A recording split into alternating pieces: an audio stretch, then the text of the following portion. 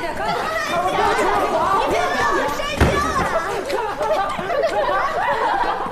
没事没事。不告诉谁了，咱们拍个视频吧。行啊。来，依依往中间来。咱俩一对他。好嘞。哎，往后面去一点。哎，你看我这样行吗？来，开心一点。行。咋了？咋了？那有人！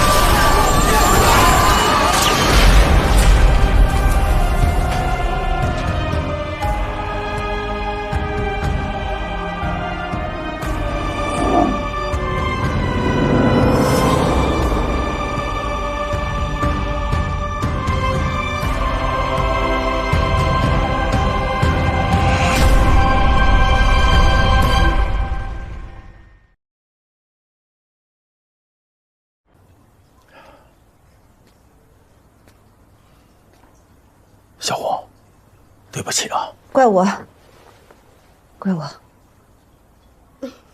我来唐突了，万事都怪我。我也确实没想到，说临着要脱衣裳了，最后一个要办理的案件是王老师。就说这个事儿，我说啥不能跟您道歉，但是我只能表示非常遗憾。就是我们11部吧，有时候确实就挺，就其实我自己都，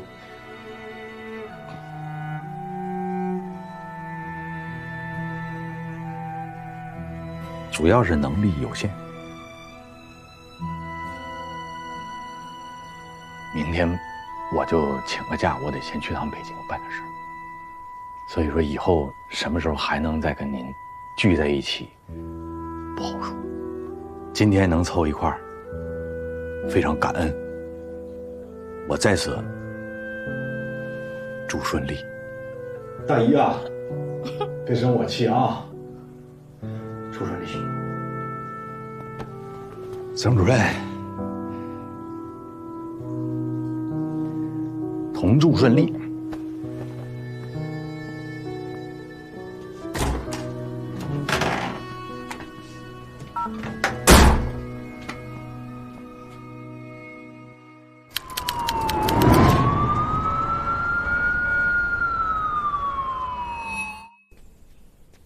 我的豆，咱们吃饭喽！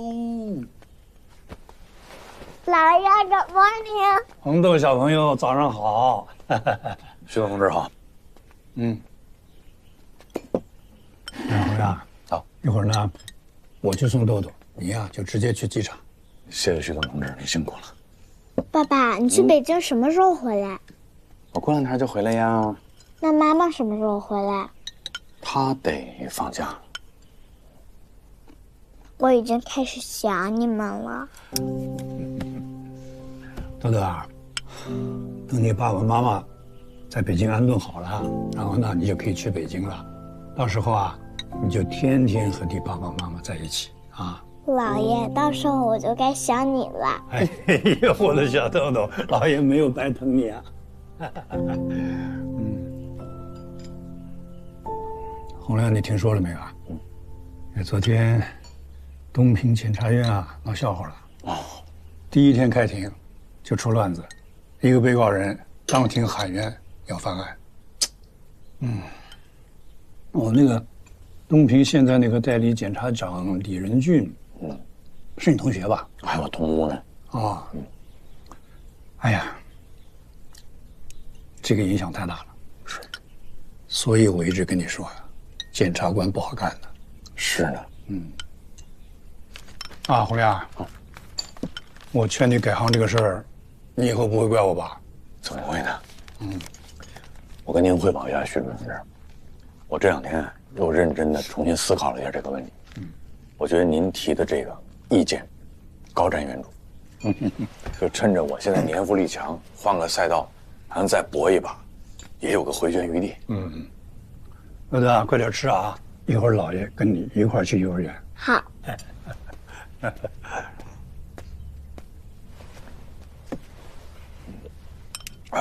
爸爸，我们大二班的果果来咱家玩，问我为什么你要管姥爷叫旭东同志，然后呢管爷爷叫爸爸。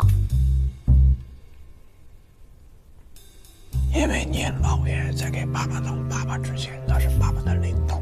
那领导重要还是爸爸重要呢？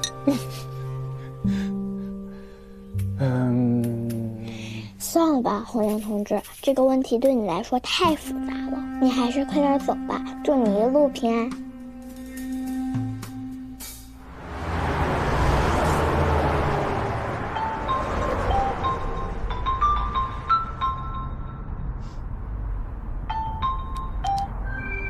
喂，哎，你好，麻烦帮我找一下著名的东平市检察院李仁俊检察长。咋的？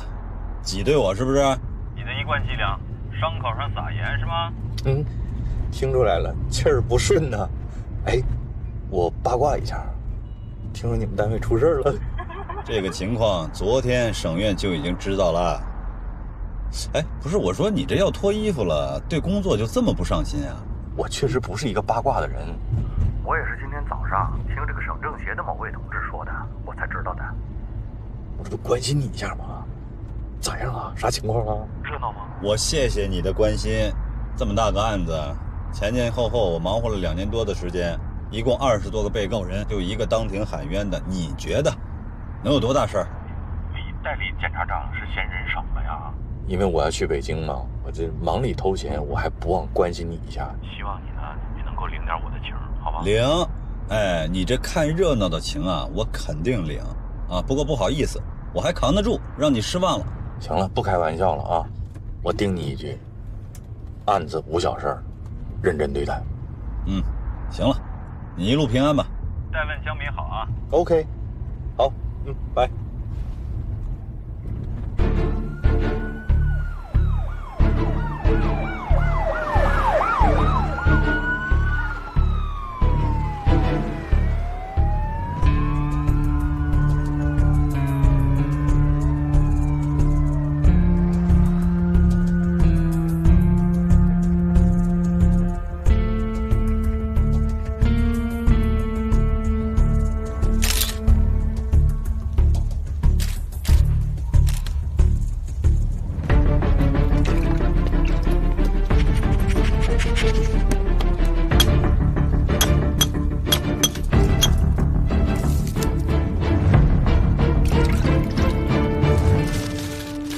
你们谁先发现的？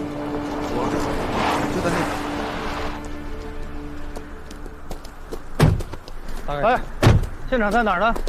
在冰湖下面啊。前2天升温，河水化了一些，尸体啊，我估计是被河水冲下来的。你们几个发现了尸体啊？是。一会儿耽误你们点时间，给我们做个笔录，好吧？走，带路。好。来，陈队，这儿。小队。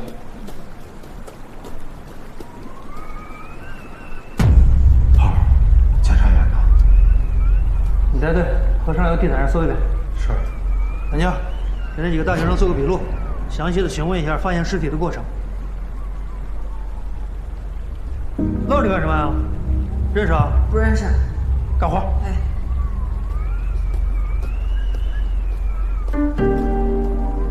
哎，老二，我到现场了，是尸检专业的乔振兴。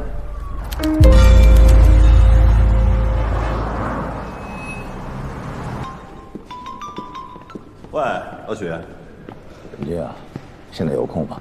到我这儿来一趟。什么事儿啊？电话里说呗。不行，咱们得见面聊。这么大事儿啊，非得见面说？赶紧过来。啊，行吧，那一会儿见啊。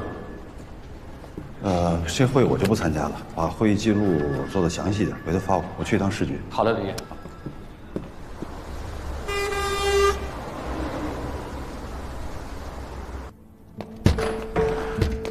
叔，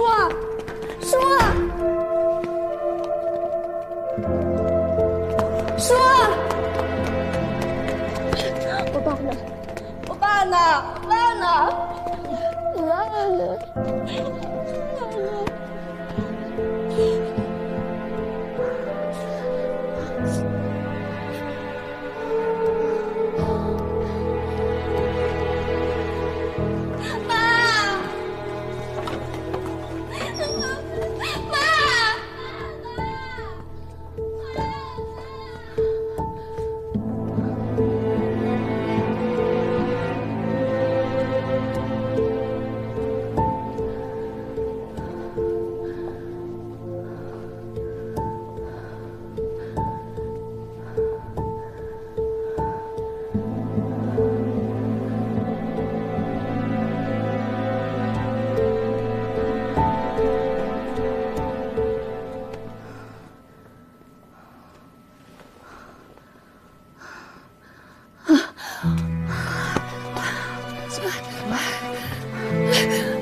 嫂子，嫂子，嫂子，我先看点。咱不看了，咱不看，嫂子，嫂子干我什么？不看。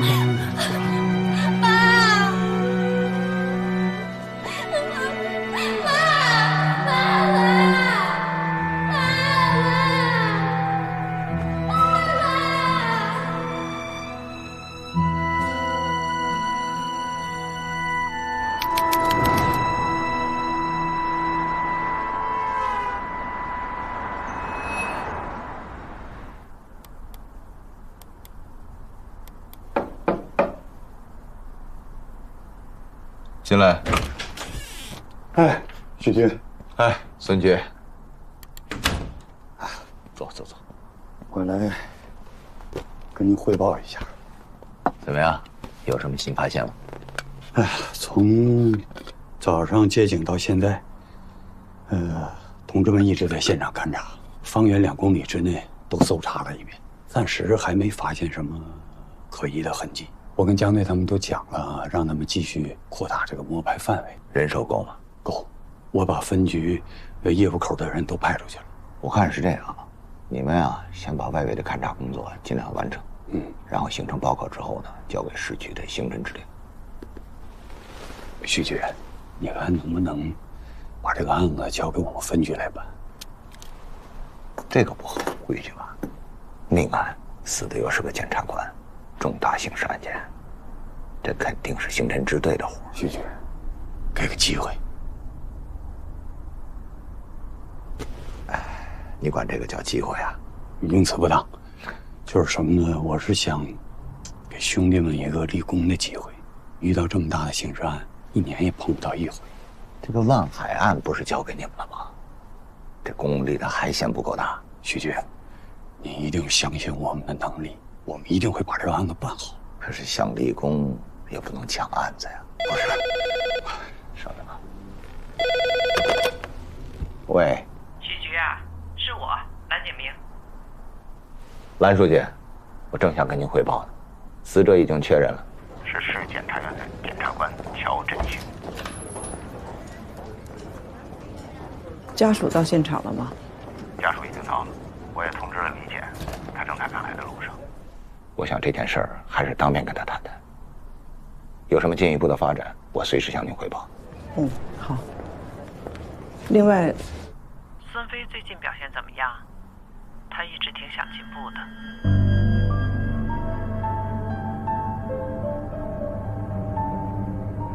明白了，蓝书记，您还有什么指示？没什么了，先忙了。那好。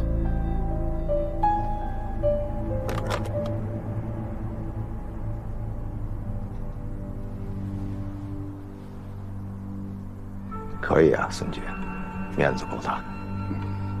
安书记电话都过来了。嗨，哎呀，就是前些年我给领导们鞍前马后的啊，领导们也这些我不管，案子可以给你。哎呀，但我有个要求，随时要向我汇报。徐局，您的恩情我记心里了。咱不来这套，办好案子才是关键。你必须的。我去，进来。哎，就你们门口那条路，没有一天不堵车的。有什么事儿不能电话里说呀？非得让跑一趟。哎，李姐，我先走。好，你先走，你先走。李坚啊，不好意思啊，让你特意跑一趟。嗨，什么事儿啊？咱们先说好啊，你要控制好你的情绪，不能上头。赶紧说吧。你们那儿是不是有一个检察官叫乔振兴？啊，我们一部主任，我大学同学死了。节哀。在这个调查结果出来之前，我们还不知道是意外还是他杀还是自杀。但我这儿有个小小的建议：死了。在事情定性之前，咱们先都不对外表态，也不和家属接触。我这只是个建议啊，仅供参考。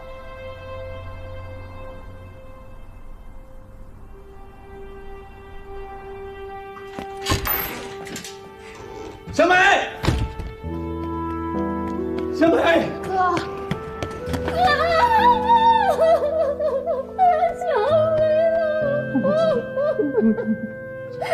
小梅，小梅，小梅，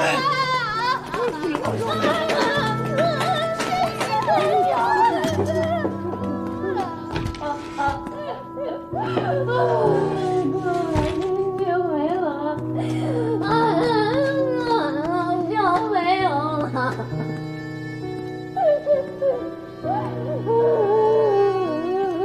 小没了。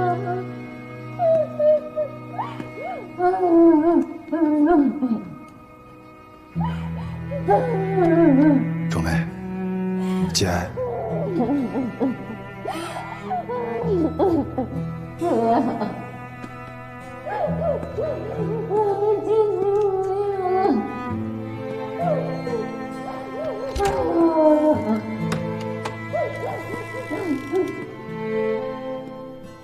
岳无错伤为点评，一般的啊，对不起。处理详细吧。好的。李姐。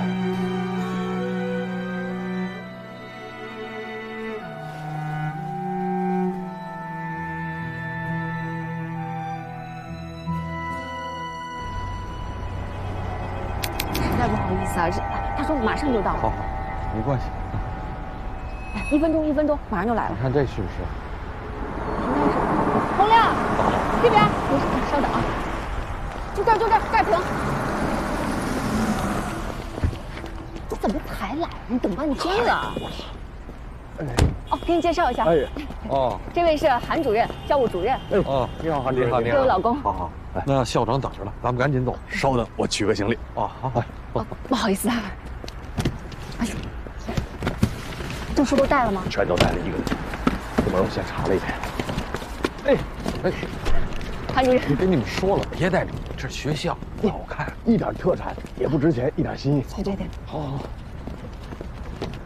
我给2位介绍一下我们学校。好啊。哎，不用介绍了，我弟都跟我说了，咱们小学啊可是北京的重点小学，孩子们都特别优秀。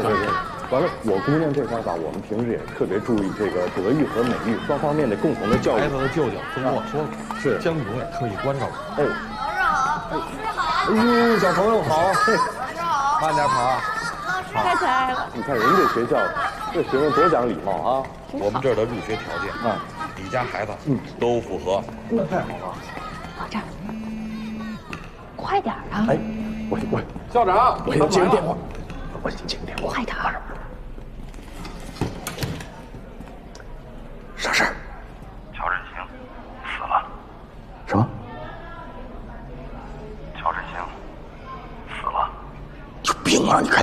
能整事呢，快！是真的，老乔死了。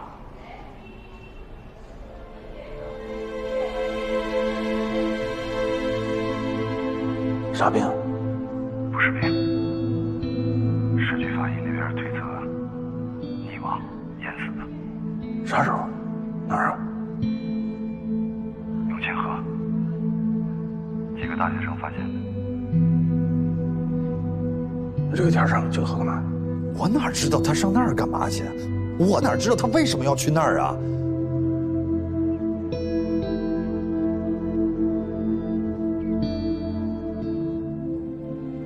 有进一步的消息，我再跟你说吧。好，那先这样。好。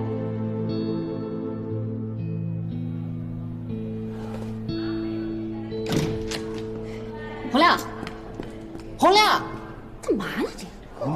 快点！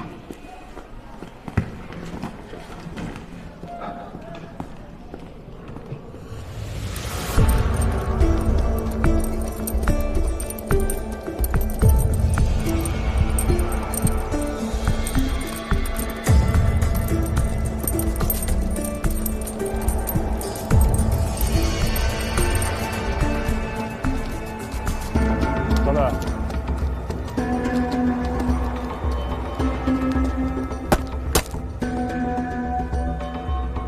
救助管理员呢？我是。以你的经验，像这种情况是多久之前找的呀？这应该是昨天找的，我看一眼就知道。我们天天巡查呀，查的就是这个。小杜，让痕迹把这个十字镐上的指纹提取一下，跟死者做个比对。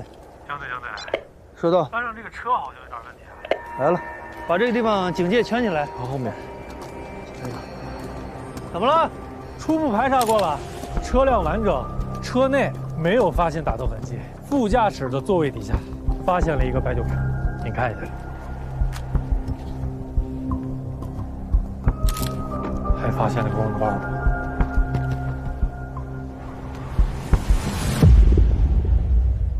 那您要是一居的话呢，就是性价比高一点，但是空间上呢可能紧张那么一点点。这套房源，它这个离学校也就是1公里多，开车的话就是4、5分钟吧。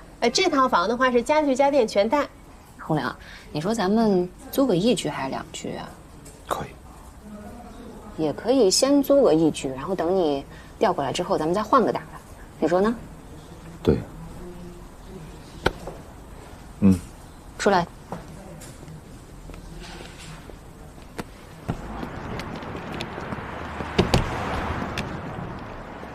你没拿包？洪亮，你这什么情况呀？还有刚才你接谁电话了？从接完那个电话你就一直不对劲，心不在焉的。老乔，走。老乔过世了。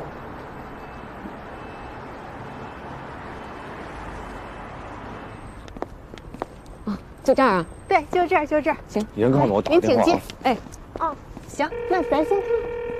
哎，好，您请，您请。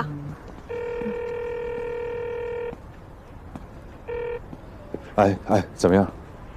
公安给我来电话了，说在永清河的上游发现一个冰窟窿，旁边有振兴的车、包，还有衣服。那就是说他掉进去之后冲进来了。现在还不清楚，得等公安那边进一步的调查。周梅现在怎么样？你说谁能接受得了呢？人走太突然了。今天有时间的时候也去趟他们家里吧，看点周梅，还有冉冉。先这样。好。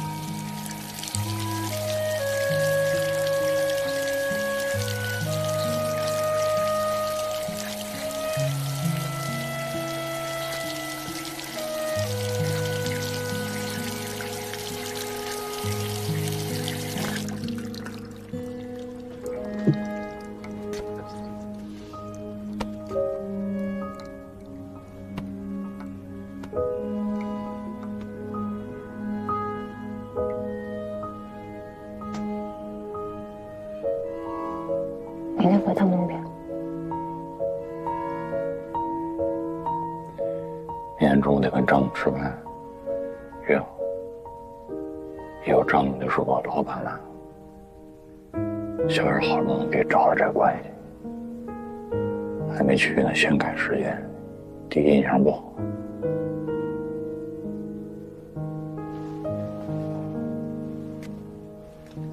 他欠小远个人情，我让小远跟他说，改一天多大点事儿啊！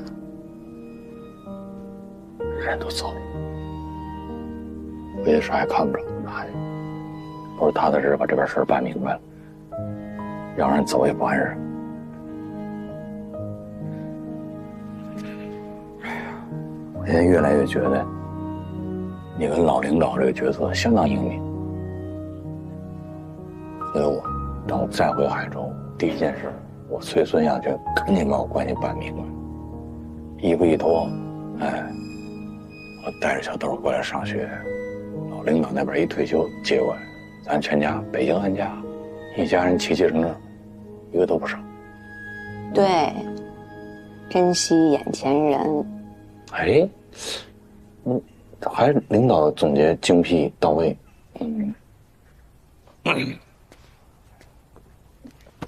还怎的？我再问你一遍，确定不回东平了？我可给你嫁了。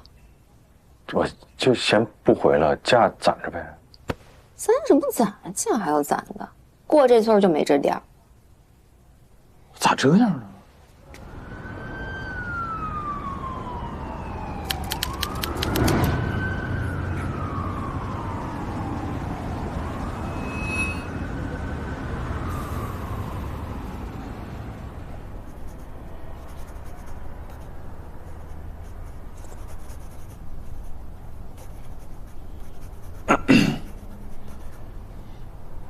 各位领导，首先我要检讨，万海组织领导黑社会性质组织案，是省市两级都关注的要案。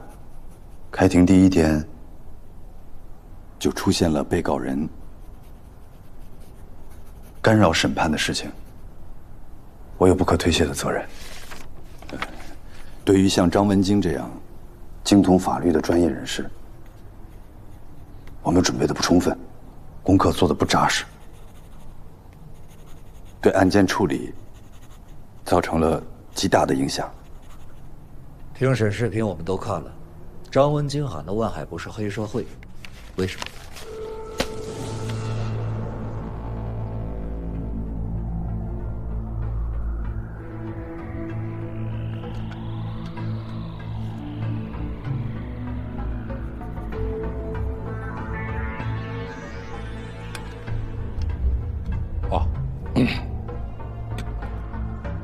各位领导，张文京在法庭上说的话，那都是胡乱攀咬，根本没有事实根据。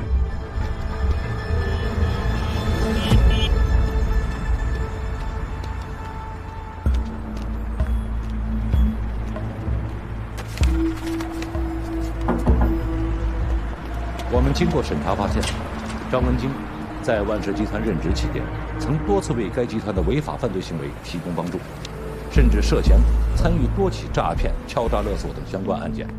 他一开始呢，拒不承认自己的罪行，并且辩称说自己只不过是万氏集团的一名法务，他给万氏集团提供的服务也是法律中性工作，甚至说他对他服务的这家公司是不是犯罪了，他都不清楚。可实际上，张文京是从11年前就担任万氏集团的法务总监了。这么多年过去了，他怎么可能对他服务的公司不了解呢？其实啊，他就是利用他学到的法律知识，协助犯罪团伙规避法律制裁。这个被告人当庭喊冤，他的原因和目的是什么？张文京当庭喊冤，严重的干扰了法庭秩序，混淆视听，干扰了我们审判。他呢，这是一种手段，是为自己脱罪的一种手段，或者说，他非常清楚，他有非常深厚的法律知识，并且熟悉我们的审判流程，所以他特意等着开庭的第一天，有大量媒体在的时候喊冤，其目的就是为了引起媒体的关注和报道，博取同情，并且利用舆论裹挟我们审判的方向。领导，我要汇报一件事情。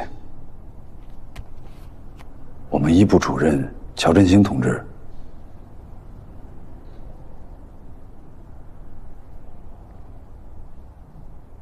死了。啊？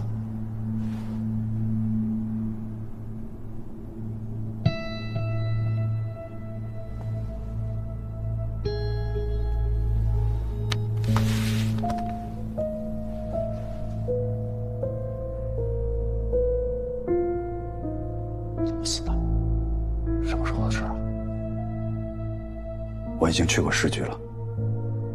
截止到目前，调查工作没有实质性的进展。等一有结果，我会第一时间给领导们汇报。各位领导，我们的工作确实有疏漏，我们希望也期待着省院对万海案能给予更多的关注，还有指导，让案件切实地进行下去。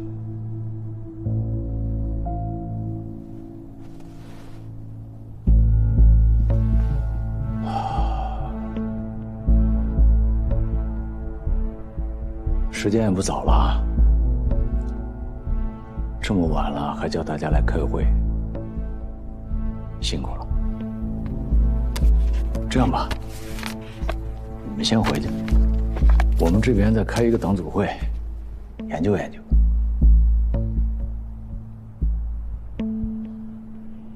这封举报信你怎么看？信息量有点大，也有些混乱。说一下怎么个乱法？信里直接指出乔振兴是被害死的，但又没写是被谁害死的。举报李仁俊是东平真正的黑社会保护伞，万海团伙不是东平真正的黑社会，也就是说，东平还有可能存在另外一个黑社会团伙，并且其背后有政法系统的保护伞。这封信对乔振兴、李仁俊、万海案提出了明确的定性，但只是观点，没说原因。对于这样的举报信，我们是有明确的规定的，必须查。在中国法律体系持续健全、法治社会建设稳步推进的当下，如果发生这样的案件，那将是极其罕见、骇人听闻的。对，可是张姐，别的不说，首先时间就不够。乔振兴、李仁俊、万海都跟万海案有关，包括张文金当庭喊冤，这都是搅在一起的。想要查清一点，其他也得理清。可是万海案已经开庭了，刑诉法规定，公诉案件必须在3个月内宣判，也就是说，所有的这些事情都要在3个月内查清楚。难啊！难，也得查。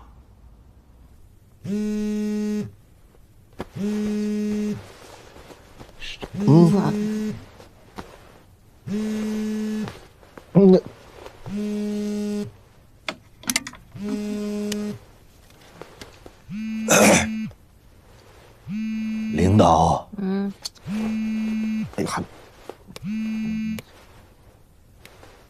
领导好。洪亮，哎，到北京了吧？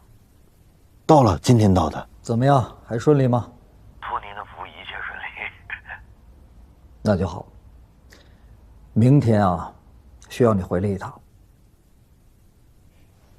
哎，领导，我方便问一下，我需要准备哪些材料吗？因为我不知道什么任务。不需要，明天下午下班之前回来就可以。好，没问题，保证不迟到，您放心。那明天单位见。好的。早点休息。哎，领导再见。什么玩意儿？今天下午是谁打死说也不回去了？还是单位的领导说话好使啊？哎呀，真不由己，真是。你，哎呀。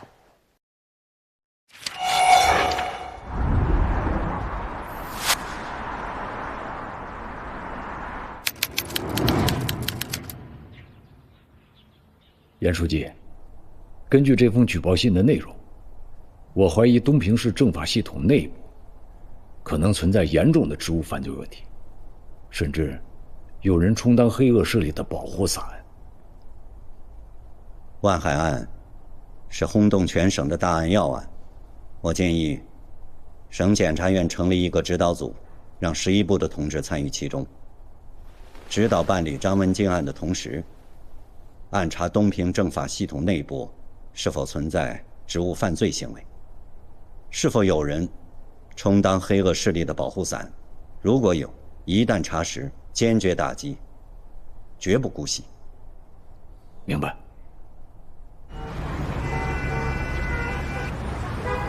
太麻烦了啊！是。哎，正好我们李检到了。李检，谢主任。李检，谢主任。李检，江队他们来了解一下乔主任的案子。啊，正好给许局打电话呢，有什么新进展？李检，事情发生的比较突然，还在调查当中呢。今天过来就是想了解一下乔主任平常的工作状态什么的。行，谢主任。那个关主任，你配合一下。哎，太麻烦了啊！哎，没事，啊，江队。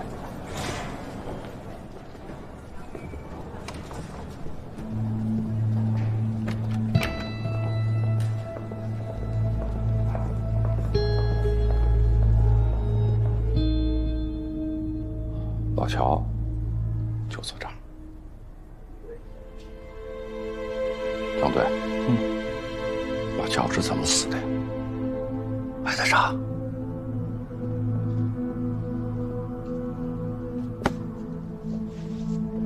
谢主任，乔主任平时跟同事们的关系怎么样？关系挺好的。那他最近这段时间有没有什么不顺心的事儿，或者说他情绪上有没有啥异常？江队，哎，乔主任这个人呢，平时就不爱说话，把他从万海案上撤下来以后呢，就更不爱说话。万海案这么大的案子，把他从主办检察官上撤下来，这全院上下都盯着呢，脸面上可能挂不住。你说这好好的一个人，说没就没了呢？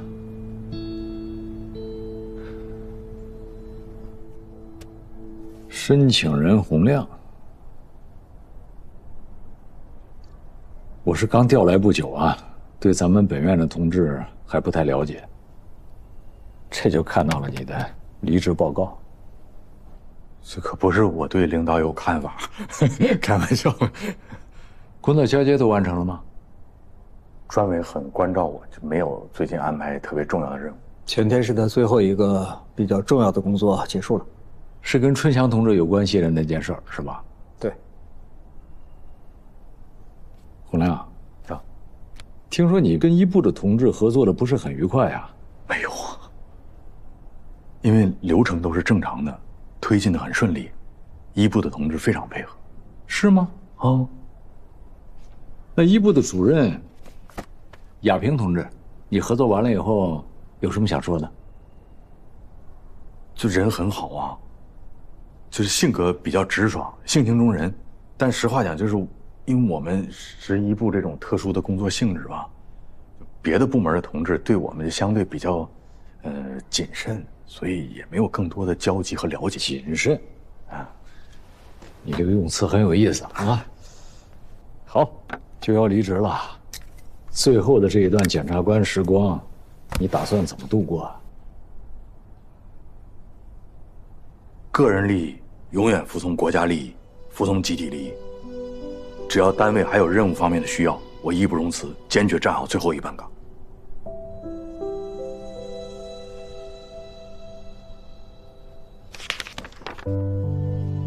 在任18年，也才40多岁，这就要离开这个岗位，舍得吗？肯定舍不得呀。哦，对了，你老家是东平吗？对，东平市开发区洪家村人。我父母还在嘛，所以我没事老得回去。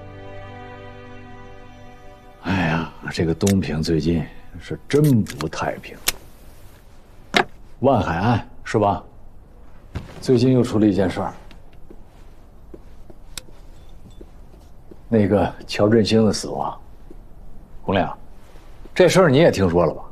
怎么回事？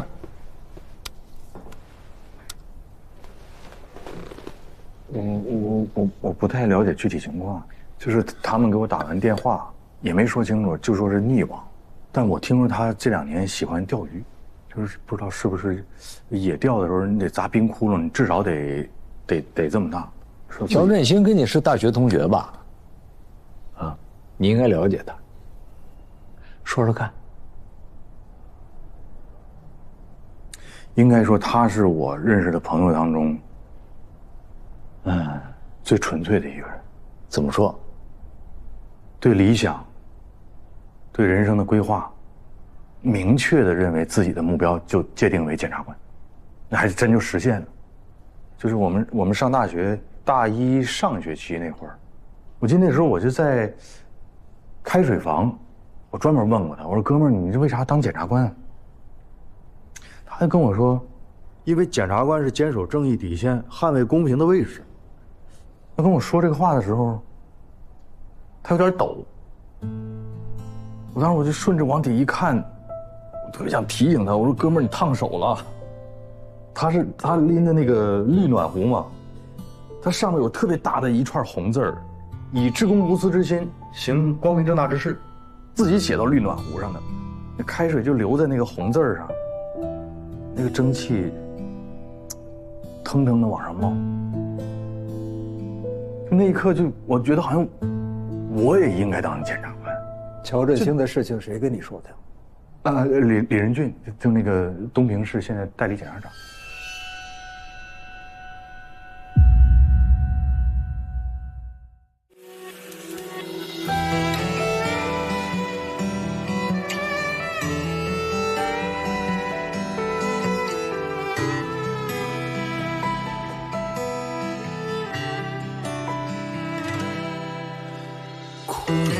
江头风波，做人一生坎坷多。兄弟，我心头上有件事儿，那不见孟婆不得过。自古黑白分颜色，别扯放下就成佛。好人都未必能有好报啊，那坏人凭啥享安乐？为一口气，为一个理，为一场戏，老子走到底。我要走穿这条命，去看雪乱花。我要踏破这双鞋，光脚平风沙。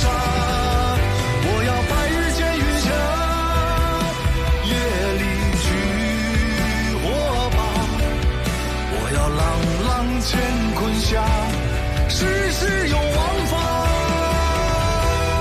我要出了门的人，在晚夜归家。我要天上落的雨，又回到天上。我要吃着一口饭，守着一夜房。我要这人间所有道都在青天下，我要造过境的人兜里有盐巴，要让那亏过心的鬼目中有王法。